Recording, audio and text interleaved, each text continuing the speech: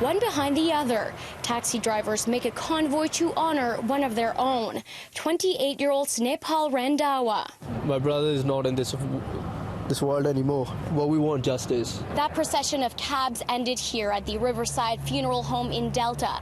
It's where hundreds gathered to say goodbye to the 28-year-old who died on the job late last month. We've lost such a young person. You know, it's very, very sad. It was just a few days before New Year's Eve when a car-to-go smart car ran a red light, crashing into his taxi at 1st and Renfrew Street in Vancouver. 2 passengers were in his cab and have since been released from hospital.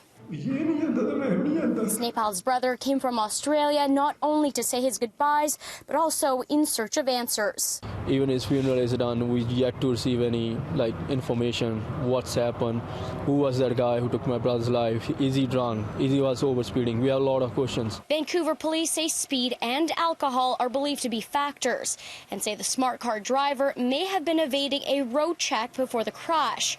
No charges have been laid. Meanwhile, Irish news outlets have since identified that driver as Gary Holohan, a man in his 20s from Ireland. We yet to receive any phone call or anything from authorities here. We don't even know what's happened or anything. We're just reading the newspapers. City News asked VPD about the victims' families' frustrations over the lack of communication. In response, a spokesperson says the Randhawa family has just arrived in Canada, so the Vancouver police will be reaching out to the family as we are obtaining their contact information. As for questions about charges, the force says the driver is still in hospital in serious condition.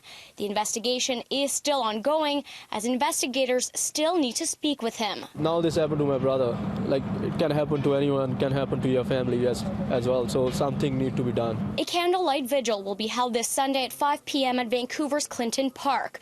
The Randhawa family says members of the public are invited. In Delta, Isabel Regem, City News.